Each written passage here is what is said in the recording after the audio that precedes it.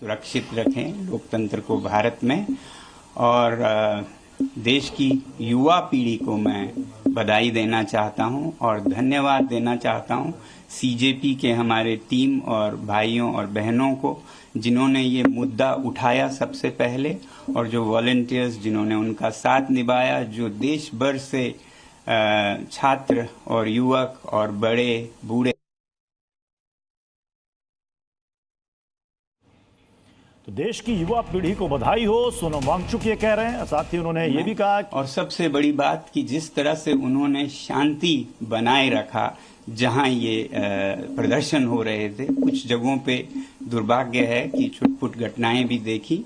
मुझे उम्मीद है कि इस शांति को हम बनाए रखें और कहीं भी कोई गलत बात नहीं होगी। आगे भी ये जो शक्ति है लोकतंत्र की, वो हमारी शांति से हुई है, ना कि हमारे बाजुओं के बल से। उसके मुकाबले तो आपके बंदूकें हैं, मगर जो शांति की हमने ताकत दिखाए उसके मुकाबले कोई हथियार नहीं है।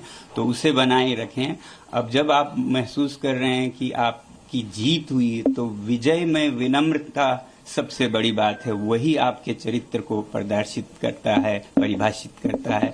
तो अब जब इस आंदोलन को जरूरत पड़े और कुछ आगे लेना हो या फिर अभी रोकना हो, जो भी करें बहुत ही शांति से करें। मैं ये उम्मीद करता हूं कि एक तरफ जब जवाबदेही हमें मिली इस बार की, तो अब सुधार पर काम करने की जरूरत है। केवल एक इस्तीफा से, रेजिग्नेशन से राष्ट्र नहीं बनता है। तो शिक्षा में सुधार हो, इस पर भी आगे काम हो। मुझे पूरी उम्मीद है जिस उदारता से सरकार ने ये कदम ली है, वो इसमें अब सुधार के कार्यों में भी जुड़ेगी।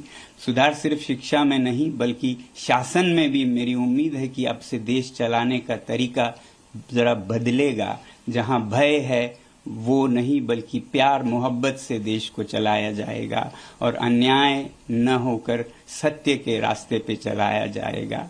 और वैसे ही जहां कहीं भी जिस रूप में भी भ्रष्टाचार है उसे हटाया जाएगा और सच्चाई के रास्ते पे एक भारत देश के लिए और विदेशों के लिए भी एक उदाहरण बनेगा, सच में विश्व गुरु बनेगा। ऐसी मेरी आशा है कि ये एक नया भारत की शुरुआत होगी। मैं उम्मीद करता हूं सरकार से कि इस बदलाव के साथ ही बहुत से और बदलाव भी लाएंगे शासन चलाने के तरीकों में भी।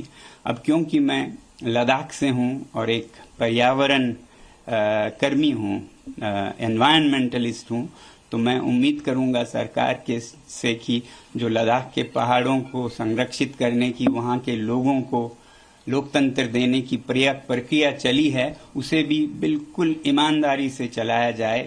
उसे